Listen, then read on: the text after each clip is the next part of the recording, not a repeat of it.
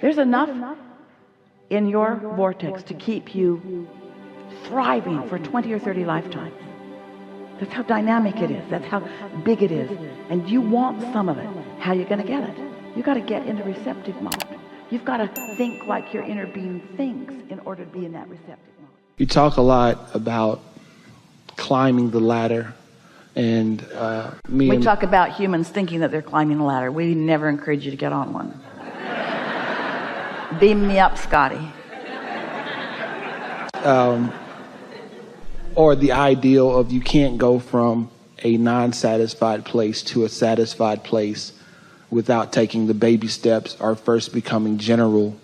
Well, in that thought of getting from, example, angry, mad, or any state of not satisfied to hope is good.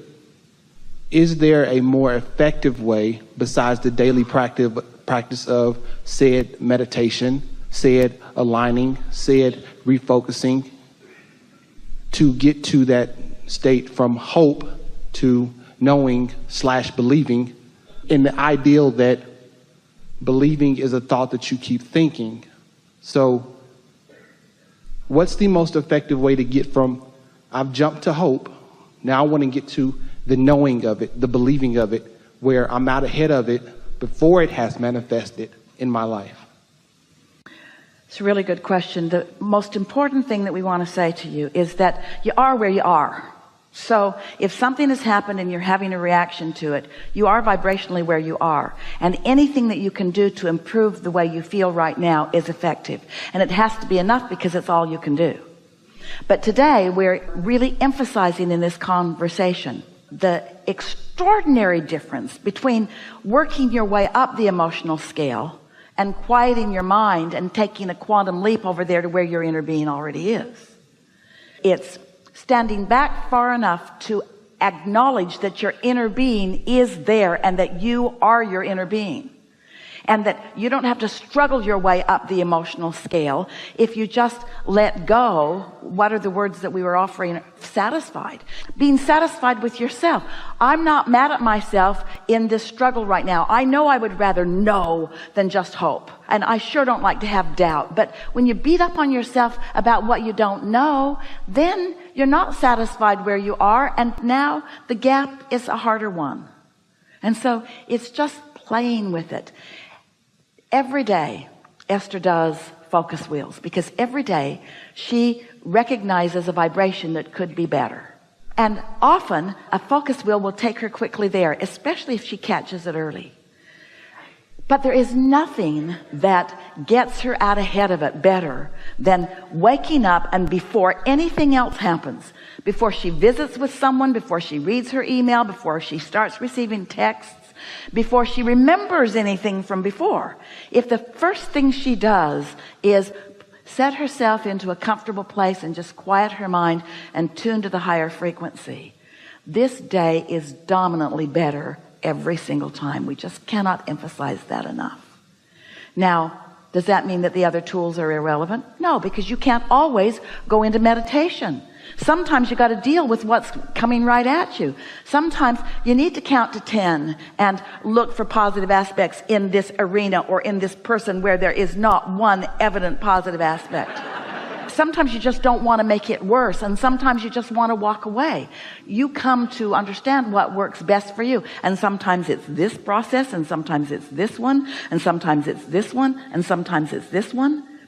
But you're at the vibrational place now. We can feel you understand this. You are speaking our words and our processes back to us, as well as Esther speaks them out to you. You're understanding this. And so what you're grappling with here a little bit is that you haven't been able to maintain always being tuned in, tapped in, turned on, as if you think that's the way it should be, and that's not ever the way it's going to be while you're here in this physical body. You're always going to have some gap. It's the way you feel about the gap that this conversation is about. So if you accept that you are always going to be, while you are in this physical form, you are always going to be incomplete and reaching for more, and that's all right with you, then so much of that angst will go away. Step one is full of all of that stuff. All of your creating is done in step one. And step one is full of contrast And all of your creating is done in step one. And step one is full of contrast. And all of your creating is done in step one. And step one is full of contrast. And all of your creating is done in step one. And step one is full of contrast. Isn't it time that you give yourself a break, creator? And that you accept that step one is necessary to the creative process. And it's not something for me to be embarrassed about or ashamed of, or even something for me to overcome. Because if I didn't see this abhorrent thing, I wouldn't have put this magnificent thing into my vortex. And future generations would be deprived of the insight that this gave me to put there. And so it's about accepting the perfection of who you are. Humans for so long, no matter what platform you were born into, have been taught for a long time to accept your imperfection and to repent for it and to overcome it. And we want you to embrace the contrast that produces the expansion, because we are eternal beings. We want you to find a way to love yourself no matter what, the way your inner being does. And in any moment that you're not doing that, it feels bad. That's what guilt feels like, or shame, or even hope has got a little flecks of that, not liking myself. And so when you look at the big picture and you feel the resonance that so many of you are feeling right now about who you really are and why you're here, and you get off that service kick, you're not here to fix a broken world. It is not broken. And you're not here to redeem yourself about something, because no redemption is being required. Your inner being accepts you as the perfect being that you are, perfect and ever changing. And nobody else needs to be fixed either. They all have their own relationship with their own reason for being here, and their own relationship with their own inner being. And yet, isn't it nice to feel strong about something?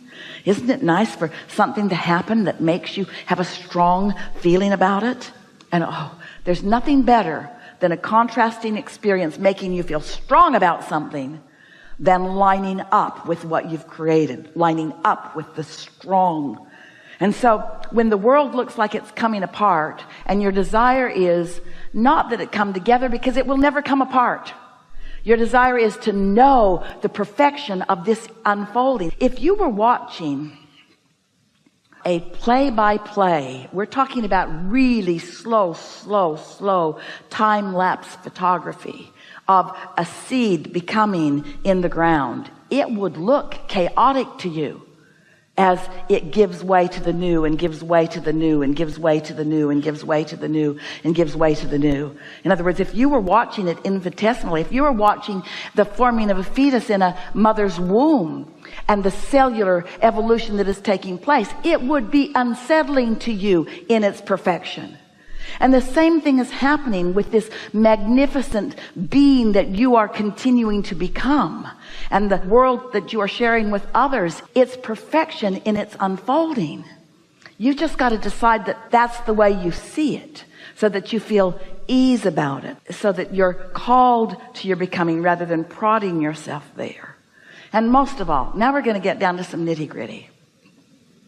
If we were standing in your physical shoes, and this is really what we wish for you, this is our desire for you, we're going to speak it from your point of view. I want to talk to fewer people about stuff. I want to just be more generally accepting of what's going on, and stop sweating the small stuff ad nauseum. I want to step back and look at the perfection of this evolutionary time and space, this planet spinning in perfect proximity to other planets, and understanding the big thoughts that are part of that. And I want to tune into that big thinking that is trusting and loving and sure. I want to stand in the feeling of love mostly. And I will never appreciate the feeling of love within me more than when I've hated a little bit over here. And so I bless the rascals that I easily hate on my way to feeling the relief of coming into the wholeness of who I am. You all make too much of all of it. There's just nothing serious going on here. You came not for redemption or to save anything. You came because you're creators, and that's what creators do. And you came because it's joyful to create. And you came because when an idea hatches within you, it feels really good. And when that idea becomes more, that feels even better. And when you stand in a place of understanding how the cooperative components of the universe are all descending around you, that they are coming to you by the powerful law of attraction, and you're standing in full, vivid, lucid witnessing of the things that are coming together for you, and you're reveling in the perfection of life and of yourself, and you're feeling proud of yourself and eager for more. That's what you came for, you see. And you didn't come to teach anyone else a lesson or to get them there before they're ready to be there, any more than you would want to encourage that kernel of corn to come out and be a stalk and then an ear of corn before it's ready to be. In other words, you just accept the perfection of the process and do your best to make dominant the larger part of yourself who knows all of this. And you just revel in love and wince a little in hate, and revel in clarity and don't like confusion so much, and watch for the next opportunity and the next one and the next one and the next one. And your dominant mantra to the universe is, I am to live happily ever after. I am to live happily ever after. Not I'm to accomplish this and I'm to accomplish this, because the goal that you're reaching for, the eternal symbol or recognition of success, is that joyful intertwining with who you are. And when you are in that conscious intertwining with who you are, when you are consciously intertwined with the consciousness that is you, that conscious intertwining, you are love for yourself, for the situation, for the others. That's just as good as it gets. In short, don't sweat the small stuff. And it all is. It all is.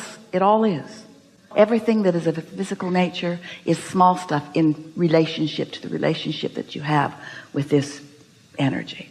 So, now, we're not trying to talk you into leaving the physical and meditating yourself into this oblivion mist of non-physical. We're encouraging you to release enough resistance that you can feel you're tuned in, and then give your undivided attention to stuff that interests you here.